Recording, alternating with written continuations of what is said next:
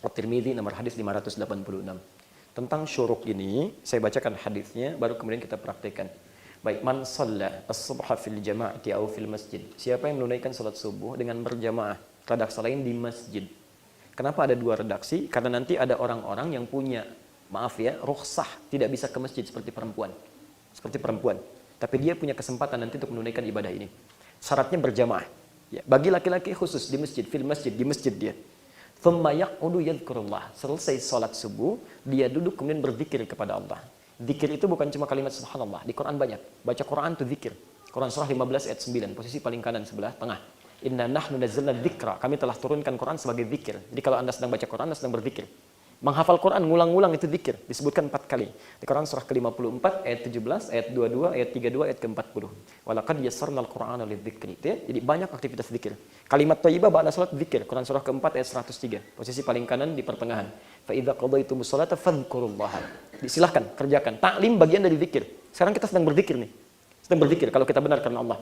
Thumma yaqudu yadhkurullaha, kemudian dia duduk berzikir kepada Allah. Kalimatnya menggunakan mudhari, yaqud, pakai thumma. Thumma itu ada jeda. Di salat dulu, selesai dengan tenang, baru berzikir. Yaqud fi'il mudhari, sifatnya progresif. Mungkin berzikirnya tidak di satu tempat saat dia salat.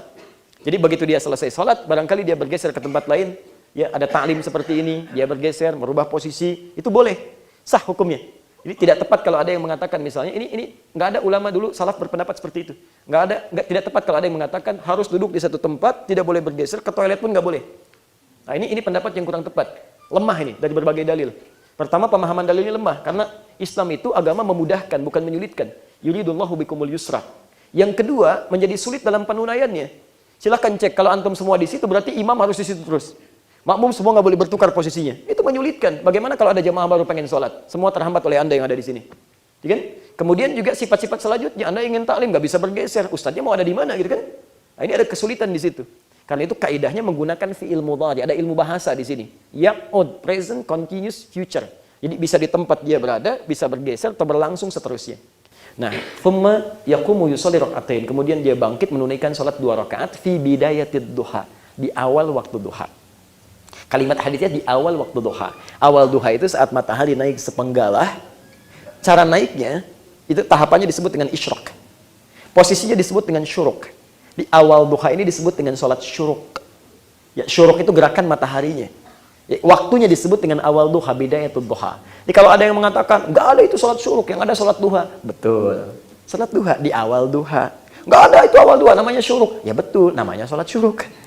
Di awal duha itu disebut dengan syuruk, karena duha dibagi 3 bagian. Coba cek lagi hadisnya. Di ada awal duha, ada pertengahan duha, ada akhir duha. Rakaatnya bisa berbeda-beda dan faedahnya bisa banyak. Nah, Anda menunaikan sholat syuruk ini, kata Nabi, Masya Allah, fakana alaihi ka ajri hajjin wa umratin. Maka dia bisa mendapatkan pahala semisal haji dan umrah. Bukan menunaikan haji umrah, bukan. Semisal haji dan umrah. Jangan salah kesimpulan. Saya nggak usah haji ya, syuruk aja kalau gitu. Enggak, tidak. Ya, Anda itu semisal, pahalanya banyak Pak. Jadi Anda rugi nih kalau nggak kerjakan. Kata Nabi, sempurna. Jadi kalau Anda sedang hari Ahad, hari Sabtu, itu gratis tuh. Nggak kerasa gitu kan. Selesai kajian ada waktu, sholat 2 rakaat, pahalanya banyak. Masya Allah. Selesai itu makan bubur, silahkan. Mau minum teh silahkan, bebas. Mau olahraga silahkan. Pahala didapatkan. Ya. Jelas sampai sini? Maka saya sarankan setelah ini, kalau bisa kita tunaikan sholat 2 rakaat ya di awal duha. Dan semoga Allah Subhanahu wa Ta'ala